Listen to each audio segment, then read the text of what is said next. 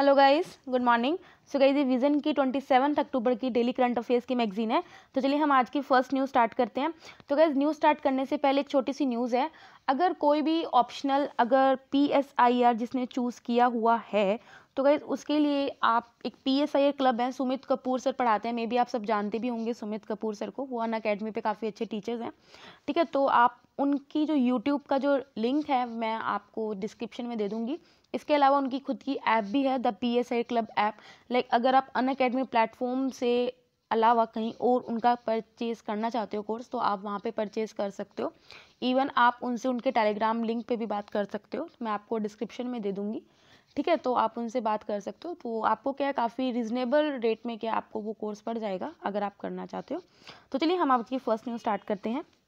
NASA confirms presence of water in sunlit areas of moon surface. तो guys ये जो news है सबसे पहले कहाँ कवर होगी, GS 3 में साइंस एंड टेक्नोलॉजी सेक्शन में। तो गाइस सबसे पहले मैं आपको इन शॉर्ट में बता देती हूँ इस न्यूज़ में है क्या। देखो गाइस, अभी तक ये पाया जाता था कि जो मून में जो वाटर प्रेजेंट है वो कहाँ पे है, सिर्फ कोल्ड एरियाज में है, एंटायर द लूनर सरफेस नहीं प्रेजेंट है। लेकिन अभी क्या है, इसमें नासा ने कन्फर्म कर लिया है कि एंटायर द सरफेस में क्या है, लूनर के एंटायर सरफेस में क्या है, वाटर की प्रेजेंस है। ठीक है, अभी नासा ने किसके थ्रू फाइंड आउट किया है, उसका जो stratospheric observatory for infrared astronomy है, इसके थ्रू क्या है, इसने इंडिकेट किया है वाटर लूनर सरफेस में एंटायरली डिस्ट्रीब्यूटेड है और सिर्फ लिमिटेड नहीं है कोल्ड या शेडोड प्लेसेस तक। जो सोफिया है ये एयरबोर्न ऑब्जर्वेटरी है और ज्वाइंट प्रोजेक्ट है किसका, नासा का और जर्मन एरोस्पेस सेंटर का। सोफिया ने डिटेक्ट किया है कि जो मून के साउथर्न हेमिस्फीयर में जो क्लेविस क्रेटर लोकेटेड है वहाँ पे वाटर मॉलिक्यूल्स को डिटेक्ट किया है। ठीक है, रिसर्चर्स ने जो हमारे जो चंद्रयान 1 के भी जो रिसर्चर्स ने, उन्होंने भी पहले डिटेक्ट किया था कि लूनर सरफेस पे हाइड्रोजन की प्रेजेंस है, लेकिन उन्होंने ये नहीं श्योर थे कि क्या वो हाइड्रोजन वाटर की फॉर्म में प्रेजेंट है या फिर हाइड्रोक्सल की फॉर्म में प्रेजेंट है। उन्होंने बस ये फाइंड आउट किया था कि हाइड्रोजन की प्रेजेंस है। लेकिन अभी जो नासा ने फाउंड आउट किया है, उन्होंने ये रिवील कर लिया है कि वाटर प्रेजेंट है कहाँ पे, लूनर सरफेस में, in concentration of 100 to 412 ppm trapped in a cubic metre of solid spread across the lunar surface. ठीक है, अब हमारे अगर स्पेस में हमें वाटर मिल रहा है तो इसकी इंपॉर्टेंस क्या है। देखो ऑफ कोर्स सबसे पहले क्या, एस्ट्रोनॉट जब भी मिशन पे जाते हैं तो उनको अपने साथ कम पानी लेके जाना पड़ेगा, जरूरी नहीं है अब ज़्यादा पानी नहीं लेके जाना पड़ेगा। इसके अलावा क्या कर सकते हैं, बल्कि एक वैल्यूएबल इक्विपमेंट अपने साथ कैरी आउट कर सकते हैं। इसके अलावा क्या, ये हाइड्रोजन और ऑक्सीजन दोनों का सोर्स है which can be use as a rocket fuel. इसके अलावा क्या है, ये ऑक्सीजन का भी सोर्स है which can be use for the breathing purposes. ठीक है, सो गाइस आई होप आपको समझ में आया होगा। नेक्स्ट न्यूज़ पे पढ़ते हैं, evidence of the dairy production in this Indus valley civilisation. तो गाइस ये जो न्यूज़ है ये हमारी हिस्ट्री में चली जाएगी या आर्ट एंड कल्चर में चली जाएगी। ठीक है, तो गाइस ये GS 1 के अंडर कवर होगी। तो गाइस अभी क्या है, गुजरात के कोटादा भदली के एंशियंट पोर्ट्स के रेजिड्यू से कुछ एनालिसिस किया है कि जो इंडस वैली सिविलाइजेशन में क्या है, डेयरी प्रोडक्ट की प्रोसेसिंग भी होती थी इन 2500 BCE। देखो एनिमल्स जहाँ वो यूज़ करते थे फॉर डेयरी प्रोडक्शन वो कौन कौन से थे, cattle, buffalo, goat and sheep. Also ये भी प्रूफ लिया है कि वहाँ पे डेयरी को इंडस्ट्रियल लेवल के लिए भी यूज़ किया जाता था। मतलब कि जो आज आपके अमूल हैं या मदर डेयरीज हैं, ये एक इंडस्ट्रियल लेवल है ना, तो इनके लिए भी उनको यूज़ किया जाता था। ये डिस्कवरी कहीं ना कहीं जो रूरल इकोनॉमी है इंडस वैली सिविलाइजेशन उन पे एक लाइट मारती है। ठीक है, अब आपको ये तो पता ही होगा इंडस वैली सिविलाइजेशन है क्या। Indus valley mainly present Pakistan और हमारा जो इंडिया का नॉर्थ वेस्ट एरिया है उसका सिविलाइजेशन, उसका घर होता था, जिसे हम हड़प्पन सिविलाइजेशन भी बोलते हैं। इजिप्टियन और मेसोपोटामियन सिविलाइजेशन से ये दोगुना बड़ी है, it is more than twice as large as Mesopotamian civilisation. इसको सबसे पहले डिस्कवर किया गया था 1921 में बाय दयाराम साहनी। ठीक है, अब हम ये देख लेते हैं कुछ इससे रिलेटेड डिस्कवरीज जो अभी न्यूज़ में थी। देखो आपको पता है जब इंडस वैली सिविलाइजेशन का जो फॉल हुआ था उसमें ये माना जाता है कि आर्यन के इन्वेजन्स आए थे। तो अभी रिसेंट स्टडी ये हुई है कि जो शिफ्टिंग मॉनसून पैटर्न्स हैं जिसकी वजह से क्लाइमेट चेंज हुआ, ये भी एक कॉज हो सकता था जिसकी वजह से इंडस वैली सिविलाइजेशन का राइज या फॉल हुआ। अब इसमें एक और चेंज आया है, इससे पहले माना जाता था कि ओल्डर साइड जो हड़प्पन सिविलाइजेशन की थी वो कौन सी थी, पाकिस्तान का मेहरारगढ़। लेकिन अभी ये माना जाता है कि जो हरियाणा का जो बीराना है वो अब ओल्डेस्ट डिस्कवर्ड आईवीसी साइट है, जो कि कितनी पुरानी है, 7500 BC की। इसके अलावा जो अभी DNA सैंपल किए हैं स्केलेटन रिमेन्स के, जो कि राखी गढ़ी से मिले हैं, उन्होंने क्लेम किया है कि जो लोग वहाँ पे रहते थे हड़प्पन सिविलाइजेशन में, दे वर अ डिस्टिंक्ट इंडिजिनियस पीपल। और ये कहीं ना कहीं जो आर्यन इन्वेजन थ्योरी पे को कहीं ना कहीं चैलेंज कर रही है। ठीक है, सो गाइस आई होप आपको समझ में आया होगा। नेक्स्ट न्यूज़ पे पढ़ते हैं, PM delivers inaugural address at the 4th India energy forum. तो गाइस ये जो न्यूज़ है GS3 एनवायरनमेंट सेक्शन में कवर होगी। अब देखो सबसे पहले हम ये पढ़ते हैं इंडिया एनर्जी फोरम है क्या। इंडिया एनर्जी फोरम 2001 में एस्टेब्लिश हुआ था। ये हमारे एनर्जी सेक्टर को रिप्रेजेंट करती है और इसके अंदर क्या है, जो हमारे डिफरेंट गवर्नमेंट इंस्टीट्यूशंस हैं, पॉलिसी मेकर्स हैं, मल्टीनेशनल एजेंसीज हैं, उनको इकट्ठा लेके आती है ताकि हम क्या कर सकें, जो हमारे डेवलपमेंट प्रोजेक्ट्स में जो भी बाधाएं आ रही हैं, जो भी प्रॉब्लम्स आ रही हैं, उनको हम पहले आइडेंटिफाई करें और फिर रिजोल्व करें। अभी जो हमारे प्रधानमंत्री ने स्पीच दी है उसमें उन्होंने क्या किया, हाईलाइट किया। देखो सबसे पहले प्रधानमंत्री ने ये बोला एक इंडिया एनर्जी प्लान बनाएंगे जिसका एम हमारा यही होगा कि हम क्या कर सके, सस्टेनेबल वे में एनर्जी को प्रोड्यूस कर सके ताकि हम तो हमारी जो कार्बन एमिशंस हैं उनको हम रिड्यूस कर सके और हम ज़्यादा एनर्जी प्रोड्यूस कर सके अपने इंडियंस के लिए। इसके बाद इंडिया का एम यही है कि हमारी जो क्रूड ऑयल रिफाइनिंग कैपेसिटी है उसको हमने बढ़ानी है। जो अब हमारी 250 मिलियन मेट्रिक टन्स हैं उसको हमने इंक्रीज करके 400 मिलियन मेट्रिक टन्स बनानी है पर एनम बाय 2025। इसके अलावा के 7 फैक्टर्स को इंडिया एनर्जी मैप में उसको लिस्ट किया। सबसे पहले ये कि हमें अपने गैस बेस्ड इकोनॉमी को इंक्रीज करना है। हमने जो फॉसिल फ्यूल्स को क्लीनर यूज पे ज़्यादा ध्यान देना है, पर्टिकुलरली पेट्रोलियम और कोल। इसके अलावा हमने अपने जो डोमेस्टिक सोर्सेज है जैसे जो क्लीन फ्यूल है, बायोफ्यूल है, इस पे हमने ज़्यादा क्या देना है, फोकस करना है। हमारा जो रिन्यूएबल एनर्जी का टारगेट है बाय 2030 450 गीगावाट को उसको अचीव करना है। इसके अलावा हमने क्या करना है, इलेक्ट्रिसिटी को इस तरह प्रोड्यूस करना है ताकि हम मोबिल जो डीकार्बोनाइज उसको कर सकें, मतलब कि कार्बन एमिशंस को रिड्यूस कर सकें। हमें क्या करना है, एमर्जिंग फ्यूल्स की तरफ ट्रांजिशन होना है, जैसे हाइड्रोजन फ्यूल्स की आजकल बहुत बात होती है। डिजिटल इनोवेशन पे ध्यान देना across all the energy systems. ठीक है गाइस, नेक्स्ट न्यूज़ पे पढ़ते हैं। Third phase of national super computing mission to start in January 2021। तो गाइस हम देखो नेशनल सुपर कंप्यूटिंग मिशन भी हमने काफ़ी बार ये न्यूज़ पढ़ चुके हैं। आई थिंक हम आज 4th या 5th टाइम पढ़ रहे हैं, तो आई थिंक आपको ये अब तक समझ आ जाना चाहिए। ये जो न्यूज़ है GS3 में कवर होएगी साइंस एंड टेक्नोलॉजी सेक्शन में। देखो भाई तो थर्ड फेज है नेशनल सुपर कंप्यूटिंग मिशन का, वो जनवरी 2021 से शुरू हो जाएगा। अब देखो थर्ड फेज में हमारा एम यही है कि जो सुपर कंप्यूटर्स में जो माइक्रो प्रोसेसर्स होते हैं उनकी स्पीड कितनी होनी चाहिए, 45 पेटाफ्लॉप्स। देखो भाई फ्लॉप्स क्या होता है, जब हम ये देख लेते हैं। देखो फ्लॉप्स का मतलब ये होता है फ्लोटिंग पॉइंट ऑपरेशन पर सेकेंड। देखो ये कॉमन एक बेंचमार्क मेजरमेंट है, जैसे आपका kg सेट मतलब एक यूनिट है, उसी तरह क्या है जो स्पीड ऑफ माइक्रो प्रोसेसर्स है उनकी एक यूनिट होती है। एक जो मेगा फ्लिप्स होता है इसका मतलब क्या होता है, is equal to 1 million flop, और जो गीगा फ्लॉप्स होता है it is equal to 1 billion flop. उसी तरह जो टेट्रा फ्लॉप्स होता है it is equal to 1 trillion flop. लेकिन जो पेटा फ्लॉप्स होता है वो किसके इक्वल होता है, वो नियर अबाउट 1000 टेरा फ्लॉप्स के इक्वल हो सकता है। तो आप देख लो इनकी स्पीड कितनी ज़्यादा होती है। ठीक है, तो थर्ड फेज में हमारा एम यही है कि जो हम अपने सुपर कंप्यूटर्स हैं उनकी स्पीड कितनी कर सकें, 45 पेटा फ्लॉप्स कर सकें। जो फेज सेकंड है वो कंप्लीट हो जाएगा अप्रैल 2021 तक, जिसमें हमारा एम ये है कि हम जो स्पीड है वो 16 पेटा फ्लॉप्स को क्या कर सकें, मेंटेन कर सकें। आगे हम बढ़ते हैं, जो नेशनल सुपर कंप्यूटिंग मिशन है क्या। नेशनल सुपर कंप्यूटिंग मिशन 2015 में लॉन्च हुआ था। इसका एम यही था कि हमारे जो एकेडमिक इंस्टीट्यूशंस हैं और जो R&D इंस्टीट्यूशंस हैं उनको हम एम्पावर कर सकें ताकि हम वहाँ पे सुपर कंप्यूटर्स की फैसिलिटी दे सकें। और इसमें हमारा एम था कि 70 हाई परफॉर्मेंस कंप्यूटिंग फैसिलिटीज़ वहाँ पे देने का। ये जो सुपर कंप्यूटर्स हैं इनको नेटवर्क किया जाता है on national super computing grid over the national knowledge network.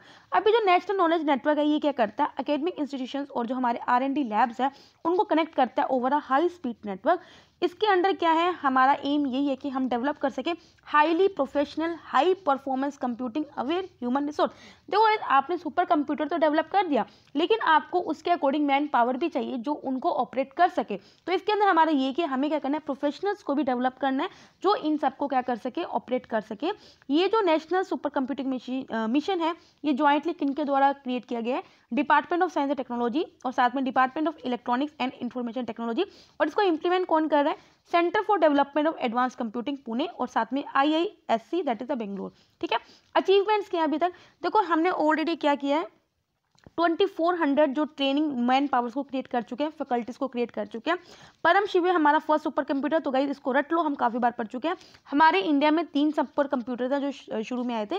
परम शिवे सबसे पहला था, उसके बाद हमारा परम शक्ति है, परम ब्रह्मा है। ठीक है, इसके अलावा हमने काफ़ी बार ये भी पढ़ा था कि जापान का जो सुपर कंप्यूटर है वो फास्टेस्ट है, उसका नाम अभी मेरे दिमाग में नहीं है, आप देख लेना, हमने पहले पढ़ा हुआ है। आगे बढ़ते हैं, department of personal and training reforms regarding the child care leave. तो गाइस ये जो न्यूज़ है ये हमारी सोशल इश्यूज में कवर होगी आइदर इन GS1 और GS2। ठीक है, तो गाइस ये आपने सुना भी होगा कि अभी क्या है, जो सिंगल मेल हैं उन्हें भी क्या है, सिंगल मेल एम्प्लॉयज़ को चाइल्ड केयर लीव दी जाएगी। अभी क्या है, अभी ऐसा क्यों लेके आए हैं, इससे क्या होगा, जो हमारी जेंडर इक्वालिटी है उस पर भी पॉजिटिव इफेक्ट पड़ेगी, और जो हमारी जो रिलेशनशिप्स होती हैं या फिर जो लोगों की परसेप्शंस होती है कि किस तरह से, या जो हमारे स्टीरियोटाइप्स हैं उनको हम क्या कर सकते हैं, चेंज कर सकते हैं। एंड में indicate shifts in the relationships and the perception of parenting roles and the prevailing stereotype. मतलब जो पेरेंटिंग रोल्स पे हमेशा ये शक किया जाता है कि एक मैन मतलब वुमेन ही है, वो अपने बच्चे को ज़्यादा अच्छे से पालती है एज कम्पेयर टू मैन, तो इस पेरेंटिंग रोल्स या जो ये परसेप्शन है उसको हम चेंज कर सकते हैं।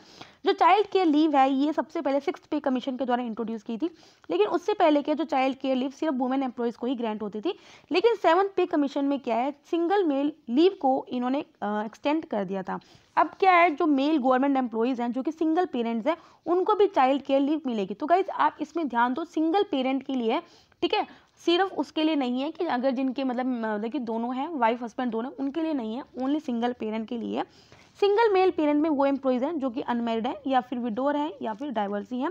चाइल्ड केयर लीव उन एम्प्लॉयज़ को ग्रांट होगी, मैक्सिमम पीरियड कितना, 2 साल के लिए, जिन अपनी पूरी एंटायर सर्विस में क्या है वो 2 साल की लीव ले सकते हैं फॉर चाइल्ड केयर लीव, जिसमें क्या है वो अपने माइनर चिल्ड्रन जिसकी उम्र, जो उनका बच्चा है वो 18 साल से कम है, उसकी देखभाल के लिए वही छुट्टी ले सकते हैं। इसके अंदर आपको टोटल 730 लीव्स मिलेंगी। तो इसके अंदर क्या है, एम्प्लॉय को फुल सैलरी मिलेगी, लेकिन जो पहले 365 दिन है उसमें तो फुल सैलरी मिलेगी, लेकिन अगले जो 365 दिन है उसमें उनको सिर्फ 80% सैलरी मिलेगी, ठीक है। तो ये आप याद रखना। जो चाइल्ड केयर लीव है वो गवर्नमेंट सर्वेंट भी अगर गवर्नमेंट सर्वेंट जिसका बच्चा डिसेबल पर्सन है तो वो अवेल कभी भी कर सकता है। मैं देखो, हमने अभी क्या बोला है कि सिंगल पेरेंट कब अवेल कर सकता है, अगर अपने बच्चे की देखभाल के लिए जिसकी एज लेस देन 18 ईयर हो। लेकिन अगर किसी का बच्चा डिसेबल्ड है तो उसमें कोई भी एज की लिमिट नहीं रखी है। पहले उसमें एज की लिमिट 22 ईयर्स रखी थी, लेकिन उसको हटा के क्या कर दिया, अब उसमें कोई भी एज नहीं रखी है, ठीक है। 2019 में क्या, मिनिस्ट्री ऑफ डिफेंस ने इस बेनिफिट्स को, चाइल्ड केयर लीव के बेनिफिट्स को ऑलरेडी एक्सटेंड किया था, किस पे, to single male service personal पे, ठीक है। सो गाइस आई होप आपको सब समझ में आ रहा होगा। अब हम चलते हैं अपनी छोटी छोटी न्यूज़ पे। OPEC that is the Organisation of Petroleum Exporting Countries. तो गाइस आपको सबसे पहले इसके मेंबर्स पता होने चाहिए, एस्टेब्लिश कब हुआ। लास्ट ईयर ये न्यूज़ में इसलिए थी क्योंकि इक्वाडोर ने इसमें से क्या कर दिया, विड्रॉ कर लिया, उसको लेफ्ट कर दिया इस ऑर्गेनाइजेशन को। तो OPEC क्या है, एक इंटर गवर्नमेंट ऑर्गेनाइजेशन है जो बागदाद कॉन्फ्रेंस के थ्रू क्रिएट की गई थी इन 1960। इसका ऑब्जेक्टिव यही था कि हम क्या कर सकें, जो भी पेट्रोलियम प्रोड्यूसिंग जो कंट्रीज हैं उनको कोऑर्डिनेट किया, यूनिफाई किया, ताकि हम क्या कर सकें, जो पेट्रोलियम प्रोड्यूसर्स हैं जो वो फेयर और स्टेबल प्राइस सेट कर सके। इसके मेंबर्स कौन कौन है, Algeria, Angola, Congo, Equatorial Guinea, Gabon, Iran, Iraq, Kuwait, Libya, Nigeria, Saudi Arabia, UAE and Venezuela, ठीक है। आपको ऑलरेडी बता चुकी हूँ, इक्वाडोर इसको लेफ्ट कर चुका है। OPEC अभी ये होप करे कि लॉकडाउन या कर्फ्यू की वजह से, अभी भी कुछ कंट्रीज में जो लॉकडाउन या कर्फ्यूज लगे हुए हैं उसकी वजह से जो ग्लोबल जो एनर्जी डिमांड है उस पर फर्क ना पड़े, ये OPEC अभी क्या कर रही है, उम्मीद कर रही है। India Australia circular economy hackathon. तो गाइस आपको पता होना चाहिए सर्कुलर इकोनॉमी ये क्या है। देखो, सर्कुलर इकोनॉमी में यही है कि हम जो फाइनल प्रोडक्ट होता है या जो उसका वेस्ट प्रोडक्ट होता है उसको मैक्सिमम टू मैक्सिमम यूज़ करते हैं, ये नहीं उसको डिस्पोज कर दिया, उसको हम क्या करते हैं, मैक्सिमम टू मैक्सिमम यूज़ करते हैं, ठीक है। ये ऑर्गेनाइज किया गया किसके द्वारा, Atal innovation mission under the NITI Aayog in association with Australia की Commonwealth Scientific and Industrial Research Organisation के द्वारा। इसका हमारा हेल्प करेंगे किस तरह से हम अपनी सर्कुलर इकोनॉमी को किस तरह से बूस्ट कर सकें, तो उसमें इनोवेटिव वेज को हम क्या करेंगे, एक्सप्लोर करेंगे, इंडिया और ऑस्ट्रेलिया दोनों में। सर्कुलर इकोनॉमी का यही है कि जैसे ट्रेडिशनल हमारी इकोनॉमी क्या होता था, किसी चीज़ को बनाया, यूज़ किया, उसको फेंक दिया, लेकिन हमें ऐसा नहीं करना। हमें क्या करना है, रिसोर्सेज को ज़्यादा से ज़्यादा यूज़ कर सकना है एज लॉन्ग एज पॉसिबल, ताकि हम मैक्सिमम वैल्यूज़ को एक्सट्रैक्ट कर सकें और उसके बाद उसको रिकवर कर सकें, प्रोडक्ट्स को रीजनरेट कर सकें and materials at the end of each service life, ठीक है। India begins anti dumping probe into the low density polyethylene imports from the 6 nation. जो अगर आपको पता है कि जो हमारा पॉलीइथाइलिन है, पॉलीइथिलीन है, उस पर क्या है, अभी इंपोर्ट्स जो लगते हैं एंटी डंपिंग, तो जो भी इंपोर्ट होता है तो उस पर भी क्या इंडिया चेक करेगा, ठीक है। अब ये कौन काम करे, directorate general of trade remedies है, वो क्या करेगा, इन्वेस्टिगेशन करेगा जो इन 6 कंट्रीज से जो हमारे पॉलीइथाइलिन का इंपोर्ट होता है, इन 6 कंट्रीज के इंपोर्ट को क्या करेगा, इन्वेस्टिगेशन करेगा और फिर देखेगा कि कहाँ मुझे एंटी डंपिंग ड्यूटी लगानी चाहिए, जिसमें कौन कौन से 6 कंट्रीज हैं, Qatar, Saudi Arab, Singapore, Thailand, UAE and USA। जो डायरेक्टर जनरल ट्रेड रेमिडीज है वो मिनिस्ट्री ऑफ कॉमर्स का इन्वेस्टिगेशन आर्म है जो डील करता है एंटी डंपिंग से, काउंटरवेयरिंग ड्यूटीज इन्वेस्टिगेशन से एंड अदर सेफगार्ड मेजर। जो लो डेंसिटी पॉलीइथाइलिन होता है वो पॉलीमर की फैमिली से ही बिलोंग करता है, जिसको हम पॉलीओलेफिन भी बोलते हैं कलेक्टिवली। जो LDPE है इसका क्या है, एसिड बेस वेजिटेबल ऑयल्स इन सबसे रिएक्ट नहीं करता, इसकी वजह से और इसकी जो फ्लेक्सिबिलिटी, टफनेस और ट्रांसपेरेंसी इतनी होती है, इसलिए काफ़ी अच्छा माना जाता है for packaging application requiring the heat sealing. ठीक है, नेक्स्ट पढ़ते हैं centre promises law to check stubble burning. देखो अभी सेंटर क्या करे, कॉम्प्रिहेंसिव लॉ बना रहा है जिसके अंदर एक स्टैट्यूटरी बॉडी को सेटअप करेगा, जो क्या करेगी, वो बॉडी क्या करेगी, स्टेप्स लेगी ताकि हम क्या कर सकें, स्टेबल बर्निंग को प्रिवेंट कर सकें, मोस्टली इन पंजाब, हरियाणा, उत्तर प्रदेश, जो यहीं पर सबसे ज़्यादा होती है। हाँ, साथ में ये जो बॉडी होगी कुछ मेजर्स भी लेगी ताकि हम एयर पोल्यूशन को रिड्यूस कर सकें in Delhi NCR region and their adjoining areas. NCR ने already graded response action plan को ऑलरेडी बना चुके हैं, ये लास्ट ईयर भी था न्यूज़ में। इसका एम यही है कि हम क्या कर सकें, ये नंबर ऑफ मेजर्स लेती है, जैसे जैसे एयर क्वालिटी इंडेक्स बढ़ता रहता है उस हिसाब से क्या क्या मेजर्स लेने हैं वो लेती रहती है। ये हमने पहले भी मैंने आपको पढ़ाया है, इवन डेली करंट अफेयर्स में ही पढ़ाया था कि जब लाइक पोल्यूशन का लेवल काफ़ी ज़्यादा हो जाएगा तब क्या क्या कर सकते हैं, जब पोल्यूशन का लेवल मॉडरेट होता है, लो होता है, तो क्या क्या स्टेप्स लेती हैं, वो ये पूरा ग्रेडेड रिस्पॉन्स एक्शन प्लान ही बताता है। हिमालयन ब्राउन बियर, इसको हम उर्सुस एक्ट्रोस इसाग्रीन भी बोलते हैं। देखो अभी रिसेंट स्टडी करी है किस पे, हिमालयन ब्राउन बियर पे, जिसमें प्रेडिक्ट किया है कि इनके हैबिटेट में काफ़ी ज़्यादा रिडक्शन हुआ है और इनका जो बायोलॉजिकल कॉरिडोर्स हैं उनमें भी काफ़ी ज़्यादा रिडक्शन हुआ है। ये लार्जेस्ट कार्निवोरस है हमारे हिमालयन के हाईलैंड्स में। रेंज क्या है, ये मेनली हिमालयाज में रहती है, mountain regions of Pakistan, Nepal, Tibet and India. India में कहाँ कहाँ प्रेजेंट है, हिमाचल प्रदेश के ग्रेट हिमालय नेशनल पार्क। तो गाइस आपको पता है नेशनल पार्क से या फिर जो स्पीसीज से रिलेटेड जो क्वेश्चन हैं बहुत इंपॉर्टेंट हो जाते हैं, तो आपको पता होना चाहिए इसका हैबिटेट कहाँ पे है। हाँ, इंडिया में कहाँ पाया जाता है, ग्रेट हिमालयन नेशनल पार्क, और इसका IUCN status again very important, that is the endanger. देखो अमूर फैल्कन है कि एक बर्ड है, ये एक स्मॉल रैप्टर है, फैल्कन फैमिली का है, जो मेनली सिबेरिया में ब्रीड करता है या फिर नॉर्थन चाइना में, लेकिन उसके बाद वो माइग्रेट हो जाता है साउदर्न अफ्रीका में विंटर्स पे। ये देखा गया नागालैंड के दवगंग लोग और नागालैंड के ही पंक्ति विलेज में ये मेनली क्या है, यहाँ पे रुकता है, और इसको यहाँ पे इसलिए इसको दोएंग लोग को कंसीडर किया जाता है वर्ल्ड का अमूर फैल्कन कैपिटल। तो इसका जो IUCN स्टेटस है वो क्या, लीस्ट कंसर्न है। मतलब कि देखो ब्रीड कहीं होता है, ठीक है, माइग्रेट कहीं और हो जाता है, लेकिन रुकता कहाँ है, ठहरता कहाँ है, वो ज़्यादा कहाँ रहता है, नागालैंड के दोआंग लेक में। लास्ट न्यूज़ आज की architecture heritage of Bundi Rajasthan.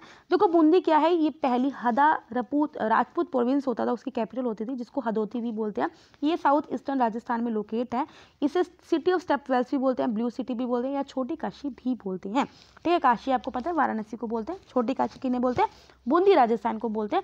तो आप देख सकते हो यहाँ का जो आर्किटेक्चर हेरिटेज है वो किस तरह क्लासीफाई है।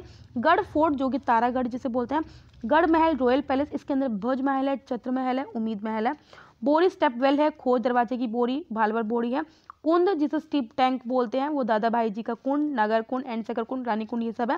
सागर महल जिसे लेक पैलेस बोलते हैं, इसके अंदर मोती महल, सुख महल, शिखरपुर, ये सब है।